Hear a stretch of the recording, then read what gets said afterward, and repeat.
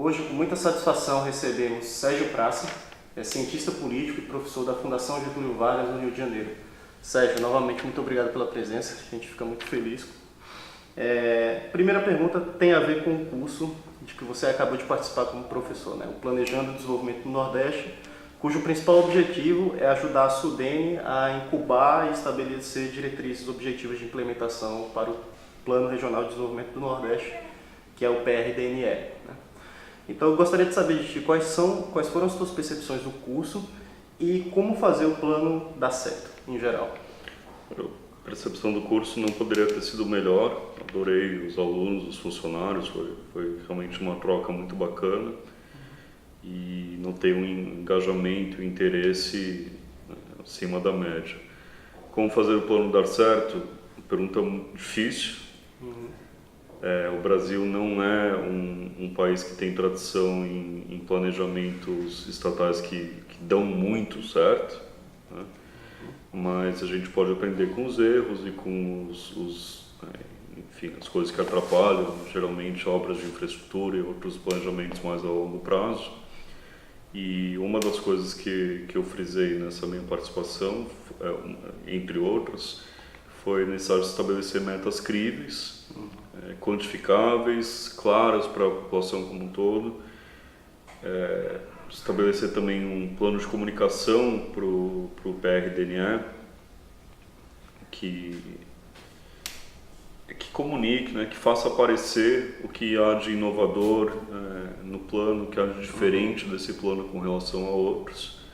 E, é claro, o engajamento de políticos eleitos, sem o qual nenhuma política pública dá certo. Certamente.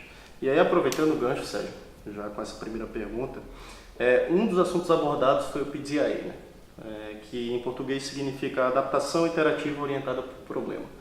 Essa é uma metodologia particularmente muito cara para nós aqui da escola. A gente acredita que é a metodologia mais conveniente para analisar e implementar políticas públicas de forma de fato execuível, certo? E a pergunta é, Sérgio, na sua opinião, por que se trata de um conceito suficientemente simples de entender, mas particularmente difícil de executar? Porque o PDIA frisa muito a capacidade de aprendizado e experimentação no serviço público. E aprender e experimentar novas ideias e soluções é difícil em qualquer lugar. Nos serviços públicos, seja do Brasil, seja em outros, isso não é especificidade do Brasil, é muito difícil não só identificar erros, é difícil avaliar políticas públicas. O governo costuma evitar fazer isso. E quem está de fora do governo, por vezes, felizmente nem sempre, mas por vezes não tem as informações necessárias para avaliar as políticas. E uma vez avaliada a política pública, se você identifica erros ou identifica caminhos para melhorar, é muito difícil, quase impossível que algum político admita o erro e permita essa melhora, né? Geralmente vai tentar esconder ou então propor uma política diferente. Então, toda a metodologia do PDIA trata de identificar erros e aprender com eles. Pareci pessimista demais, eu não acho que é impossível. Eu acho, principalmente em governos municipais, um pouco menos do governo federal, governos estaduais, que também são outras práticas. Eu acho possível que aconteça, eu vejo acontecendo em alguns casos no Brasil. Mas é um desafio, certamente, né? Um desafio também que implica que servidores públicos têm que ser humildes e aprender que nem sempre o que eles estão pensando e planejando dá certo na prática. E não se apegar a políticas ou a ideias que foram pensadas por muito tempo, são ótimas como ideias, mas a prática não deram certo, né? E isso é muito difícil para qualquer ser humano, né? Não é só para o servidor público. E isso que você acabou de falar pressupõe uma necessidade de constantemente adaptar ou iterar em termos de políticas públicas, né?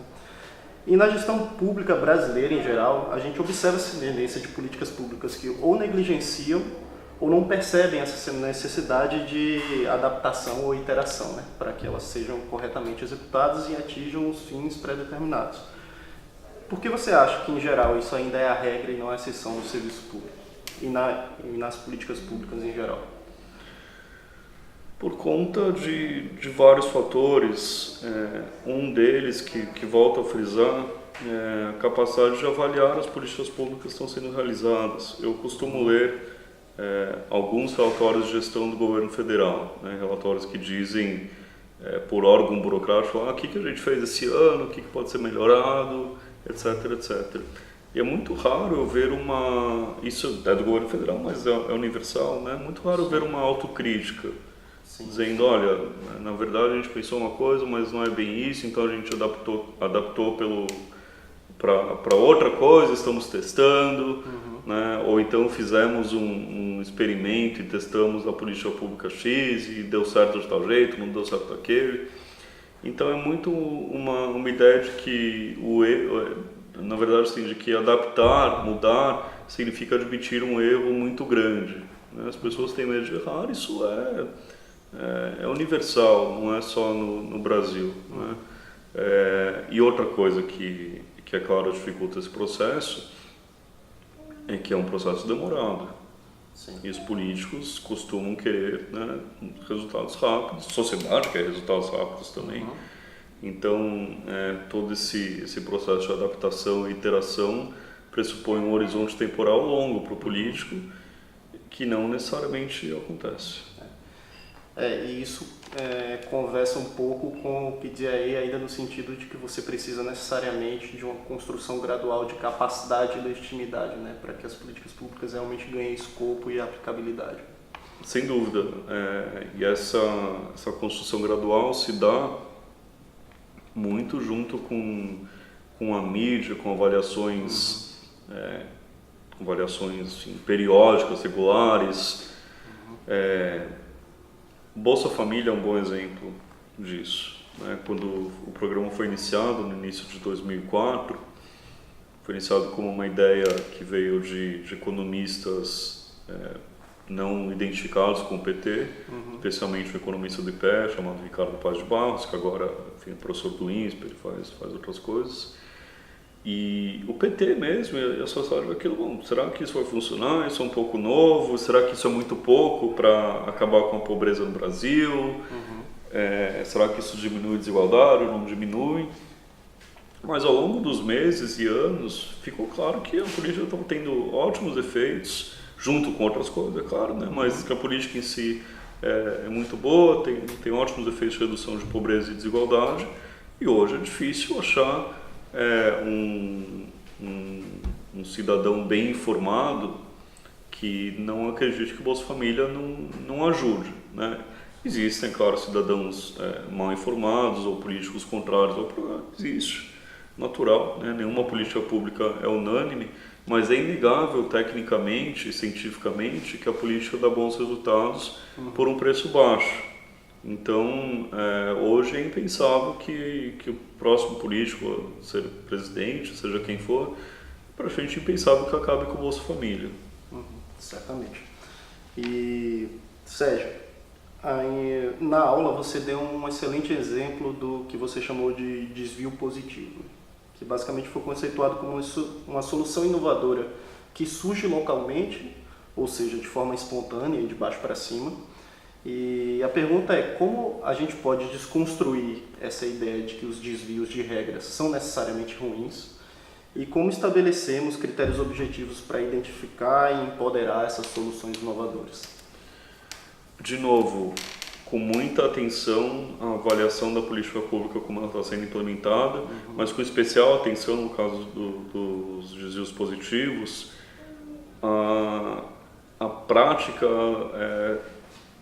micro, né? A prática nos locais mesmo, observar, por exemplo, educação municipal, ir lá nos municípios, estudar, ficar bastante tempo, ter equipes grandes para isso. A identificação do desvio positivo pressupõe que o grupo de avaliadores, de técnicos, conhece profundamente aquele local. Sim. Porque como é um desvio, né, como é algo que ou não está previsto na lei ou até é ilegal, frequentemente não vai ser algo muito claro, muito muito fácil de observar, né? Às vezes vai exigir um pouco mais de tempo, que é custoso também, e, enfim, tem seus problemas, mas certamente os burocratas implementadores têm muito a aprender com os cidadãos. Isso na área da saúde já é mais avançado, né, com visitas de médicos e atenção básica de saúde, isso já acho que acontece mais. Na política educacional sinto mais falta disso, talvez a segurança pública também, enfim, tem muito espaço para avançar, mas é um conceito muito, muito interessante. De fato.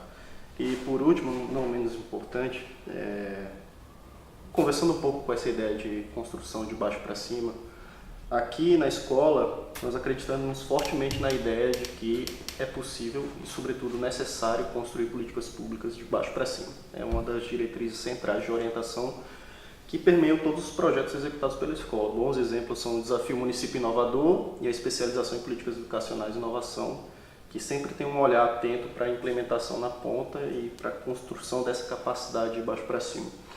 Você concorda com essa perspectiva, pessoalmente?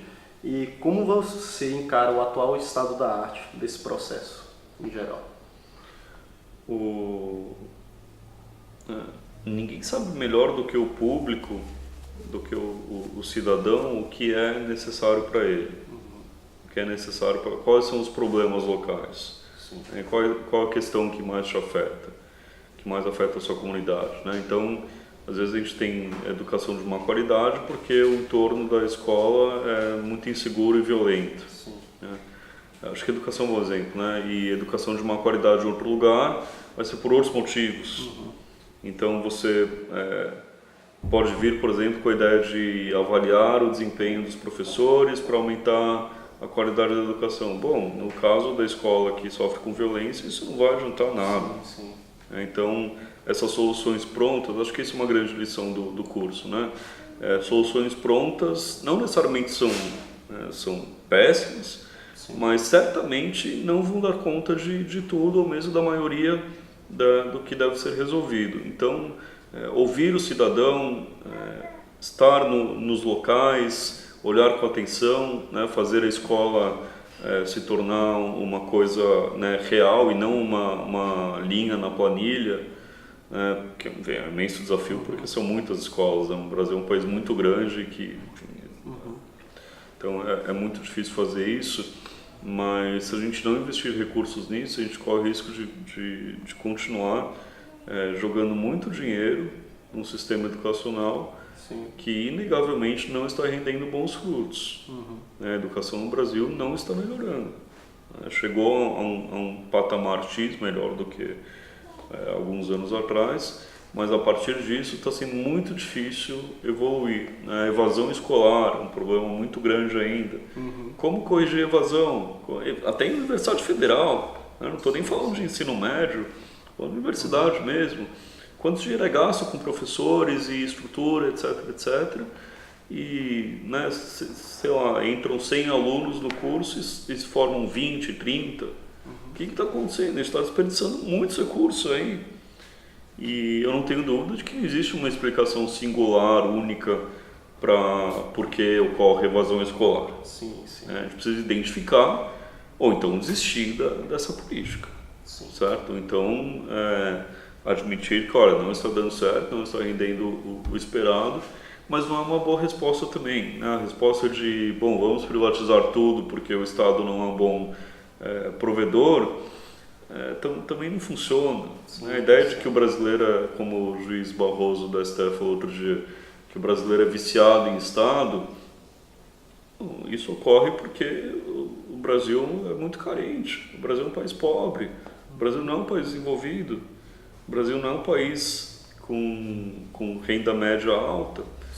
Então, a gente tem que aceitar que o Estado tem um papel importante a desempenhar. Claro que não deve fazer tudo, né? Claro que não necessariamente deve conceder empréstimos milionários, bilionários, enfim, né? Não estou questionando isso, mas é difícil pensar, por exemplo, em privatização total da educação ou da saúde, né? Isso não é viável. Então, em outras palavras, né, desistir não é uma opção, mas também continuar como está não é uma opção. Então, a gente tem que gastar recursos para avaliar melhor, né? Essa é a chave. Para melhorar a política pública, a gente tem que primeiro avaliar. Sérgio, novamente, muito obrigado pela presença. Eu que agradeço. Estamos muito satisfeitos. Espero que tua vinda seja apenas a primeira de muitas aqui na escola, né? A gente tem muitos projetos aí, muitas aulas pela frente. Virei quando vocês quiserem. Ok. Muito obrigado, meu cara. Até Obrigado. a próxima.